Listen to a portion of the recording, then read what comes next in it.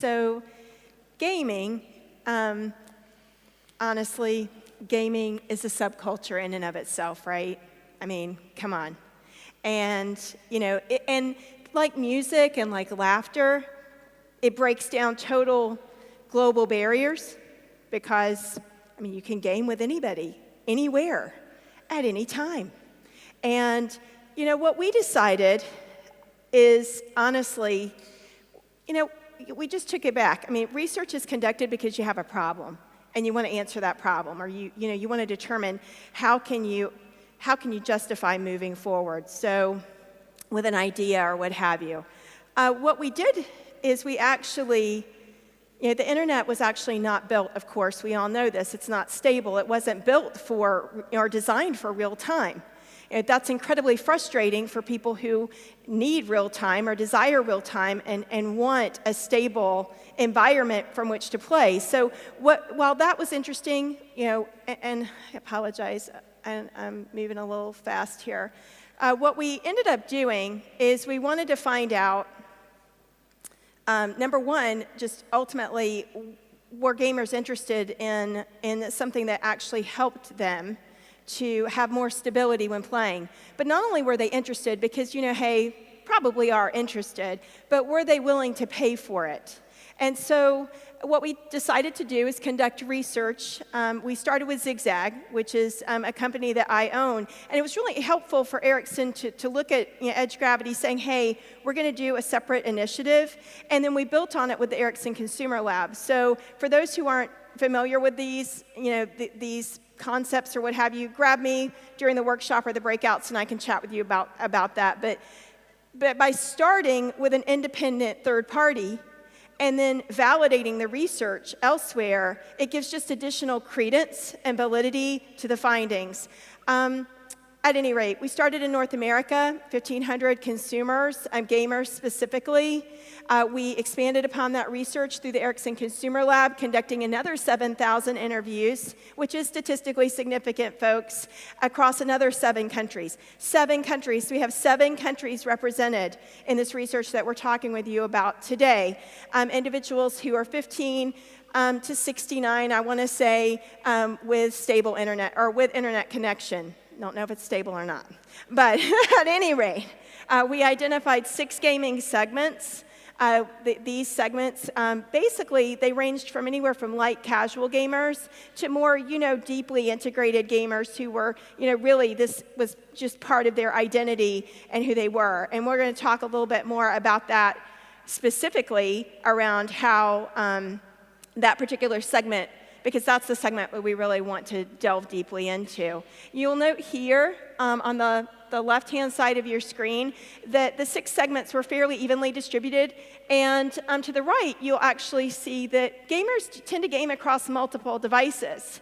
But the big screen centrics are more likely to utilize PC. Now, the big screen centrics are also your heavy gamer spenders, right? They're the big spenders. They're heavily invested not only from a time and emotional standpoint, but from a financial standpoint as well. We determined that lag actually is the #1 frustration. It kind of kills the thrill, if you will, of gaming. We'll delve more into that in a little while. But we also determined, freezing or hanging was kind of a close second. But these two, online lag and freezing hanging, were pretty much like they were way up there. Almost everyone said, "Hey, there's an issue here that needs to be addressed."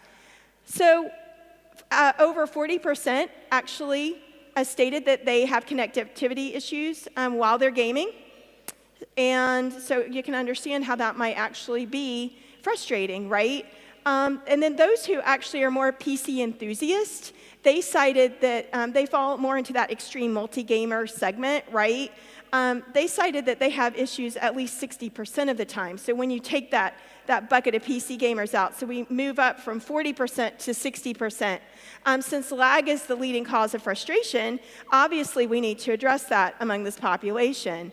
When asked who or what is responsible for lag, okay, we had 58% of gamers who stated that they believed it was their internet connection. But then of the total population, another 49% said that they blame their ISP.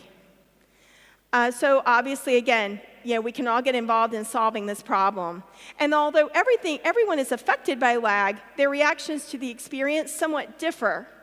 What we see is it tends to be tied to the level of the gamer. 1 in 3 sometimes quit when playing, while others, the big, heavy gamers, the ones we were talking about, those big spenders, the more personally invested, they kind of just, they wait, because it's important to them. And again, remember, losing, not so fun. They're invested emotionally too. I mean, you got to really remember that emotional component here.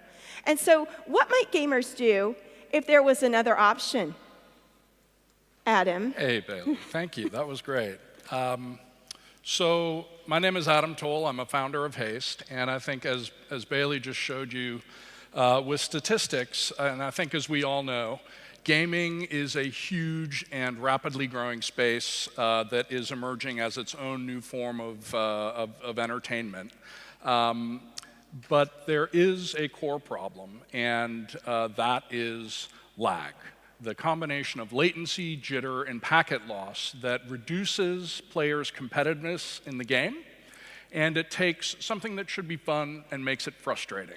As Baileigh indicated, almost 60% of the core gaming population on PC expresses frustration with lag. And if you go to any of the places where gamers talk to each other on the internet, you'll find again that lag is one of the overwhelming complaints. And so at Haste, we developed a technology that we are deploying in partnership with Edge Gravity that is designed to optimize the players' connections to the game servers. I'm going to be really brief here. I'm going to move quickly through these slides because we do have a breakout session later in the day, which I encourage you to come to. So I'm just going to really move through these quickly to orient you. Fundamentally, what Haste is an overlay network, a software-defined network platform that is composed of 3 key pieces. There's the network part. We have points of presence throughout the internet. That includes close to or on service provider networks, adjacent to, co-located with game servers, and other key points in between. The second layer of our application, the software, our core suite of software-defined networking technology that runs on this platform. And the third, of course, is there's a small piece of software that gamers install on their user device, and that turns their device into a node on the Haste platform for the duration of gameplay and also provides some basic user experience.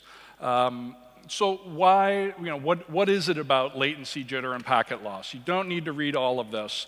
The point is that from a gamer's perspective, latency is speed. It's how quickly your commands are received and processed by the game server, and that means how quickly you're reacting in the game. Jitter is very important because that really speaks to stability. So jitter is how much latency fluctuates over time. Gaming is all about timing and group coordination. When jitter is high, it's like trying to play in a band with a drummer who keeps changing the tempo unpredictably. It really doesn't work. Throws everything off. And finally, packet loss is really about reliability. Game stream data is very thin. There's not a lot of data being transmitted. It's mostly telemetry data. When you lose even one packet, that could be the critical packet that had you attacking an opponent or dodging or something. And when that packet is lost, that could be the difference between winning and losing. So this is, from a practical perspective, why latency and jitter and packet loss are so important to control to deliver a high-quality gaming experience. Again, I'm going to move through this quickly, but some of the key points of our technology: multipathing. We are duplicating traffic and running it through multiple disparate paths through our overlay network, both to the game server and back again. Remember, this is a two-way communication. We are reassembling those packets and handing them off to the game server and the game software locally. And that means we're summing these paths. We are not switching between paths. We are summing all of the routes together.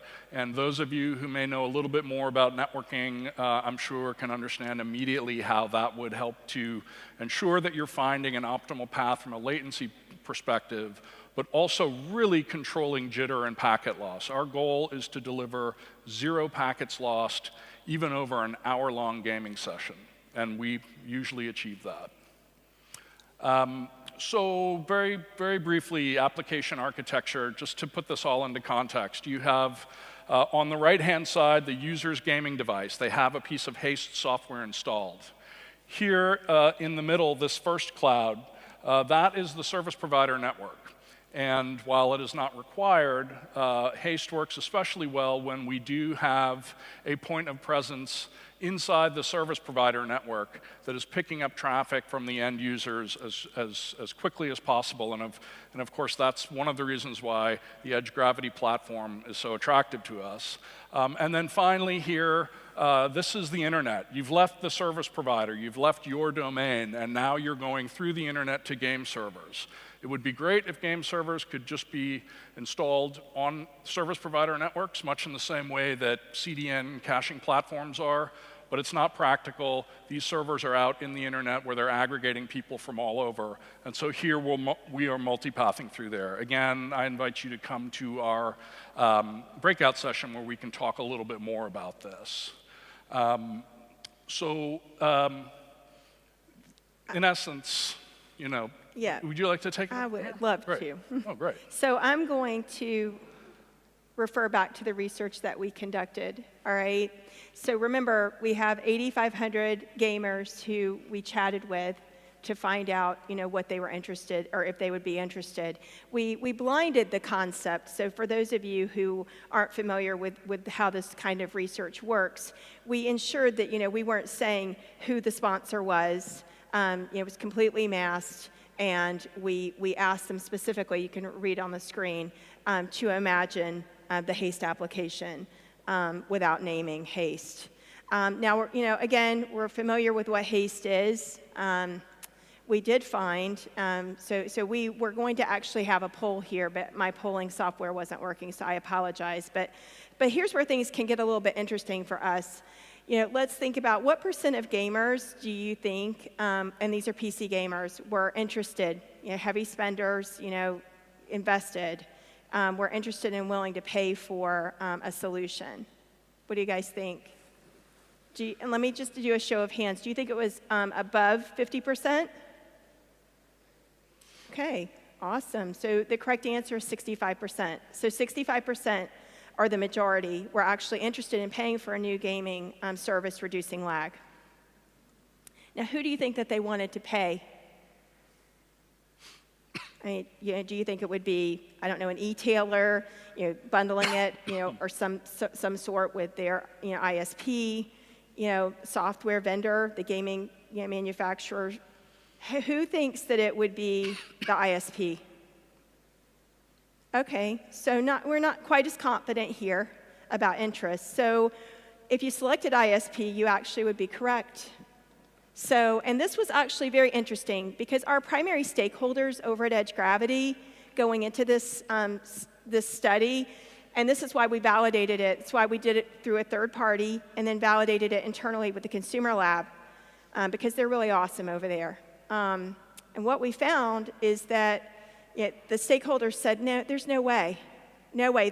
Gamers aren't going to be willing to pay. This is an expectation. But they're certainly not going to pay their ISP. They already think they pay enough.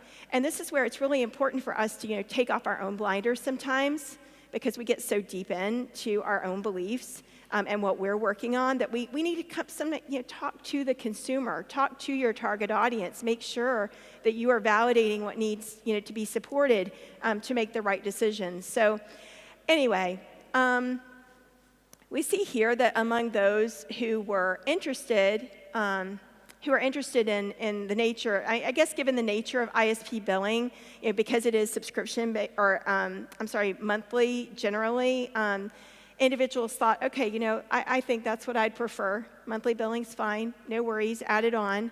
Now this is very interesting because it all comes back down to dollars, right? So this is adjusted for US, so everything has been actually, you know, changed so that we could actually have an apples-to-apples comparison. Gamers were asked how much they would be willing to pay on a monthly basis for such a service, and the optimal price points are noted under each country here. under each country flag. So on average, gamers are willing to pay for gaming accelerating services. If you look at across the whole, around $10 a month, up to, obviously, US 20. Now let's look at it another way, though. Okay, so this is very interesting as well. If you take into account what they're willing to pay or what they're paying for their internet service today, and you think about what they would be willing to pay, we actually have an increase of around 35%. It's pretty big. It's a pretty big deal.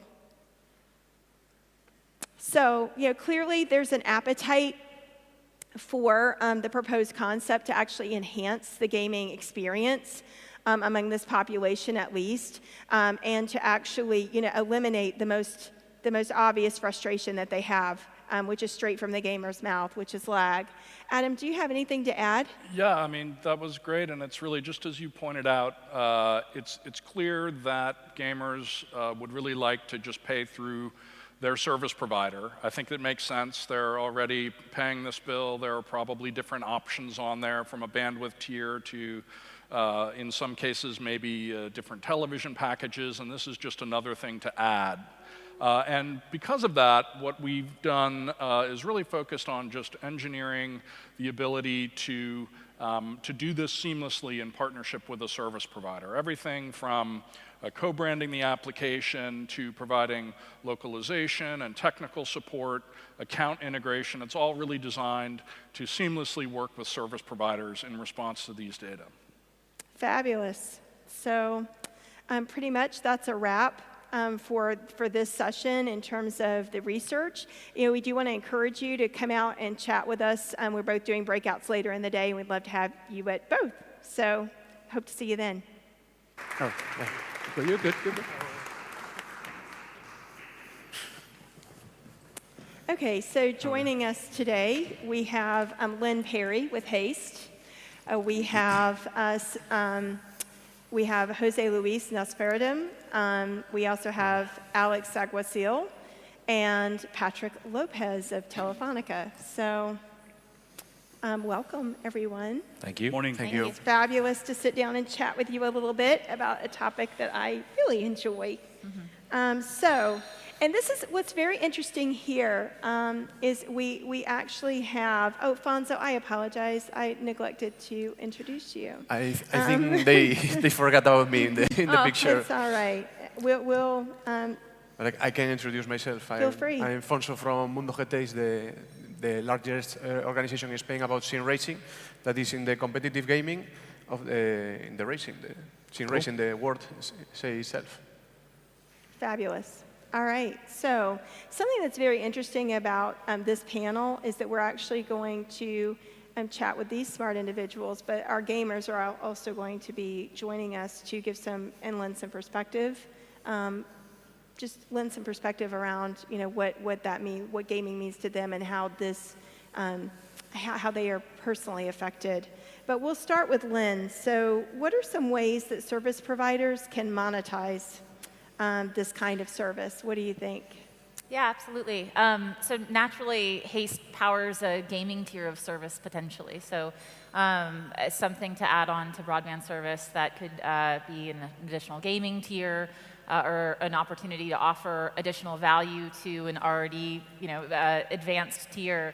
It's also an opportunity for service providers to sell something that may be a la carte to a not yet broadband subscriber. So it's an opportunity to acquire customers that may be, for whatever reason, already with another provider, and to bring them into into a billing relationship with a service provider that could start a larger billing relationship. And then finally, it's an opportunity for an offering messaging to an audience that is certainly growing. Might be a younger audience, although gamers typically are, they're not just 17-year-olds in the basement or whatever. They're an increasing, income and folks in their 20s, 30s, 40s, and beyond. But really just getting messaging back out to that area that has a growing share of wallet going to gaming. Fabulous. Does anyone have anything else to add? All right. Well, Fonso, you're up next. What do you think the difference between esports and gamers at home? Like, what's the difference? Yeah, if we take we can divide the gamers as in a pyramid. Well, in the base we found the casual gamers. That is the gamers who mostly play for fun. Then is the next one group that every day is getting bigger. That is the competitive gamers. That they didn't play just for fun. They play for participation in tournament with cash prizes, and they want to make this for a living. And in the top of the pyramid is this kind of guys like Alejandro Alguacil here. Is professional gamers that already have a contract with a brand or with a esport club, and they can play with this. So I think it's the most three groups difference in the gamers. So building on that, what do you, I mean, tell us a little bit more. What do you think this would mean to professional gamers, for example? Yeah, maybe about the Haste thing, maybe the casual gamer is not the more willing to pay for this, but for sure they need it, they want it. But the other two groups, the competitive and the professional, for sure they are freaking needed of this kind of thing because it's their lives. Actually, we've looked at the market a little bit at Telefonica throughout our footprint. Here in Spain, it's been a bit surprising. We have more than, I think, 30% of the population that are gamers, which is huge. Yeah. So I think gaming in Spain is like 16 billion euro. 30% of people have consoles in their home. 40% of people play every day. So we don't think anymore in terms of casual gamers. I mean, it's like back in the days at the beginning of LTE when everybody was talking about bandwidth hogs for those people that were watching a lot of streaming videos. And then within like 2 years, everybody was a bandwidth hog. Gaming, I think, is a little bit like that. We have a lot of people are playing. A lot of people are playing all sorts of different games. And categorizing them by the number of hours that they might be playing, we find might not be the best way to do that because at the end of the day, I mean, even the people who are playing like once a week or once a month, at the end of the day, you know, they buy FIFA, they buy Call of Duty, they still buy the AAA games, and we feel that's more relevant. The type of game that they're playing has a larger impact on the type of offering in gaming you should be making. That's very interesting. I mean, that's an incredibly interesting way of looking at it. Thanks for sharing. Sebastiaan, kind of to go on with this, I mean, I've actually heard that gaming might be replacing TV as a form of entertainment. And I mean, it's kind of, what are your thoughts on that? Well, the main thing in the home is mainly the TV nowadays, which is connected to a console or a machine that is being used to play games on as well, and that is replacing things like Netflix. So you have early days of streaming coming up, where you could stream a game towards your TV. So the kids at home are actually playing more games on the TV than the parents watching Netflix. So there's nothing for the kids on TV anymore to watch or to see what gives them their interest. They want interaction, and the interaction is in gaming. So having an experience on your TV is more important than having Netflix and you click a button and you play video on demand. Right. It's on-demand gaming, and it's interacting with your friends who are online. So that is replacing, and that replacement is not only the game itself. So you have platforms that are, or publishers building those games, and that's a big transition going on. They are building platforms, and those platforms consist games. And those platforms are basically coming to your screen where you say, which game do you want to play now? Which interaction do you want to do now? And that will replace video as well. So if you look at me, I'm almost 40, but I act like someone who's 18. Mm-hmm. I don't watch TV. I go into YouTube. I watch the things that are relevant to me. And if I go on Netflix, yes, I can choose this relevant video or movie, but it doesn't give me my content. It's not niche enough. And that's where the whole gaming industry is coming in. It gives the player the interaction, and it gives the player the more things they actually want at that time. So yeah. From gaming traffic control, 2 passengers boarding late because they were at a gaming competition. So let's bring them up onto stage. Nice, come on up. Hey.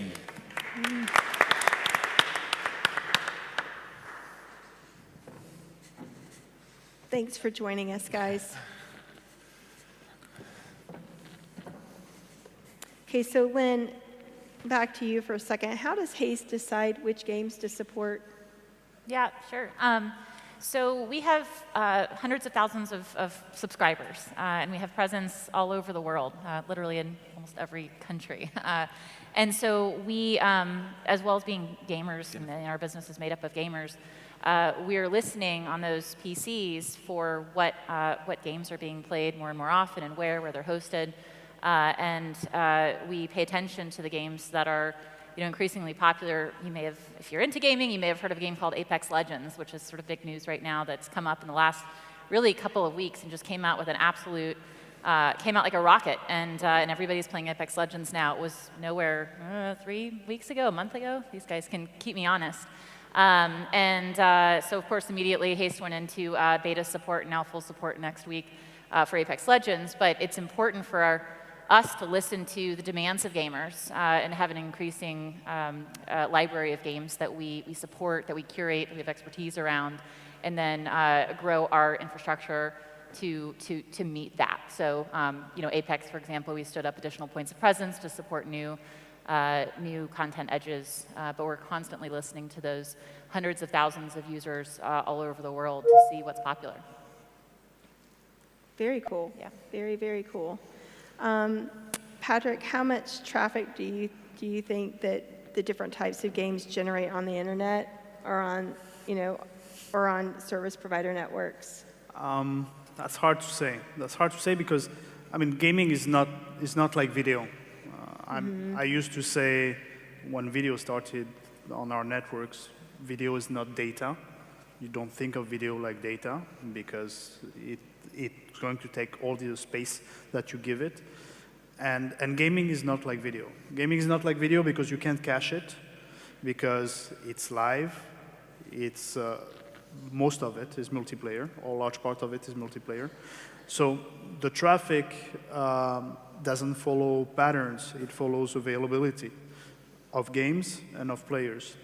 What we find out is that, well, whenever there's a big game launch, you have two big events in terms of traffic. The first one is the patches, the actualization, right? So, like, my birthday was last week. I won't tell you how old I am, but I got Battlefield 5 for my birthday. And when I put Battlefield 5 in my PlayStation 4, I had to download 18 gigs of actualization. So I couldn't play right away. I have to wait half an hour to download and to install and to download the next patch, etc. That's terrible. That's a terrible experience. And you can imagine that at Christmas or when there's a big game launch, well, there's a lot of traffic dedicated to that, which is download, that can be cached, that's easy. And then there's the gaming traffic itself that's going to depend on time of day and depend on whoever professional gamer is on Twitch that day and that's doing a live broadcast and everybody starts to get in to see what's happening. So predictability is pretty hard. You can get better at it when you work closer to the gaming industry, which is something that we're looking at. Fabulous. Now, Jose Luis and Alex, I want you guys to tell us a little bit about just, I mean, is lag really like that the biggest frustration? I mean, tell us a little bit about that. Can you share a story maybe with us around where this has impacted your performance or had a negative effect on your experience as a gamer? I go start? Sure. Yeah, lag definitely is the most frustration. Also from my side, now compete online, also offline is my job.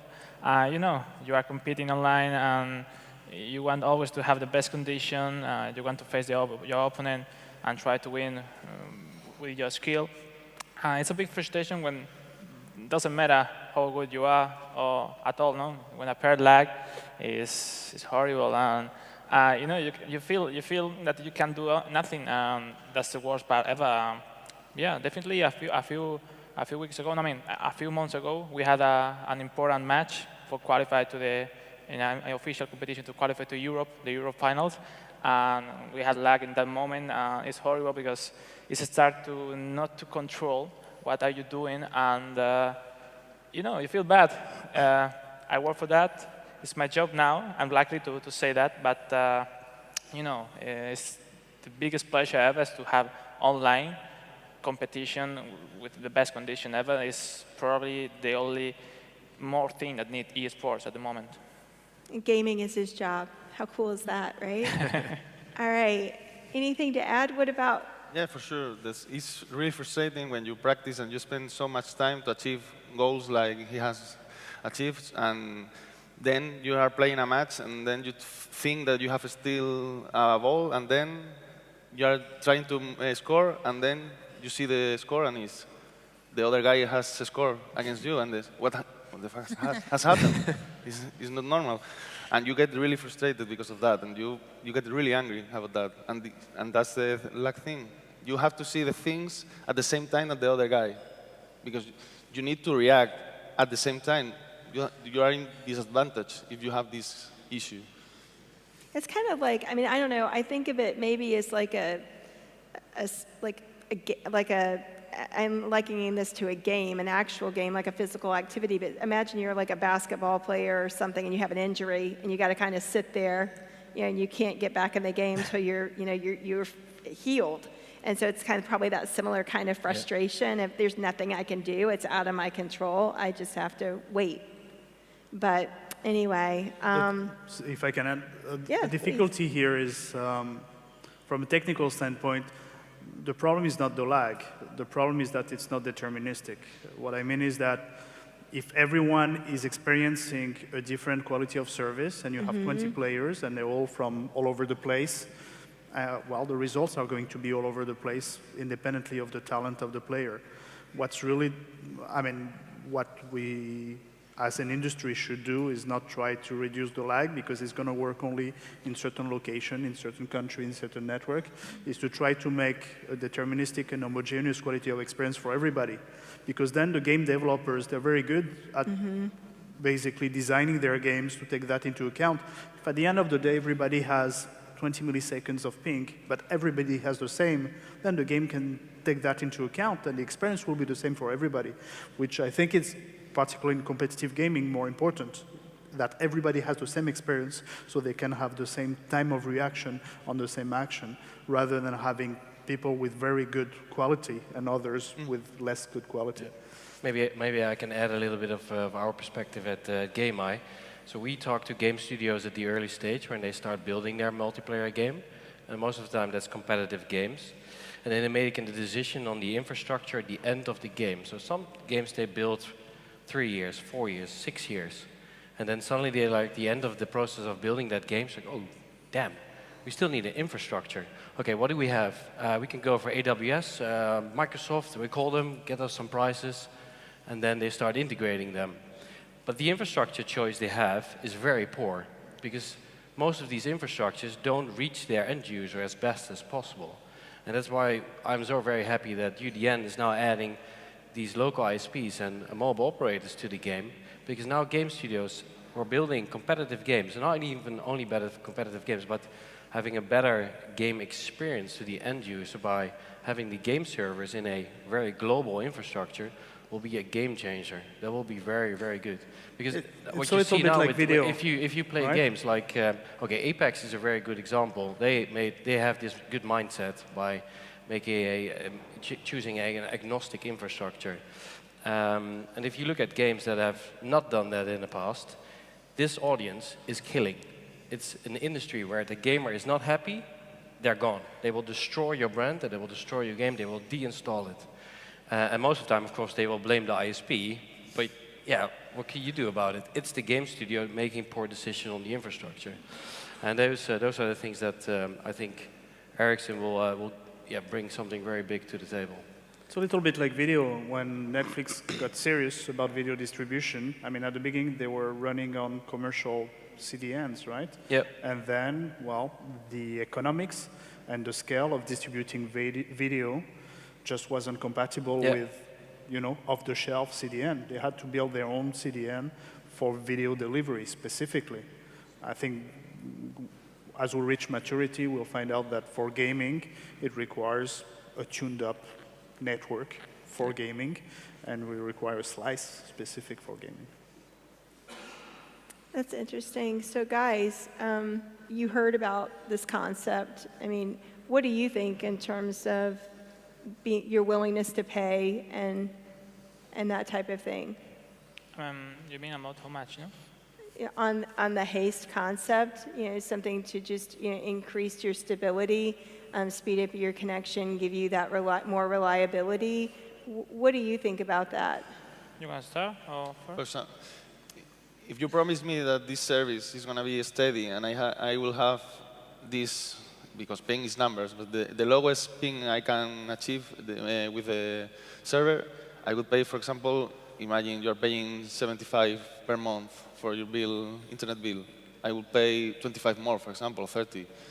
If you promise me that this is going to be the whole time and I won't have any kind of problem, and I can test it for sure. If not, I will blame, I don't know, the server, the game, the console, but I would pay that for it. Okay. As you mentioned ping, so obviously it's incredibly important to you. What are some of the lowest pings you see gamers demanding? Yeah, less, just from 0 to 10 was what we used to see. No, definitely, yeah. It depends on the game, because in some games you cannot check it. For example, in Pro Evolution Soccer, you cannot check in the PlayStation or the Xbox. But for example, in Battlefield 5, when you see the charts and when you see how many people have you killed, you can check the ping, and you get. Right, right. When Matthew, for the first time, told me about the Haste, I just couldn't believe it, because here in Spain, the gamers are all the day blamed on the poor online quality connection.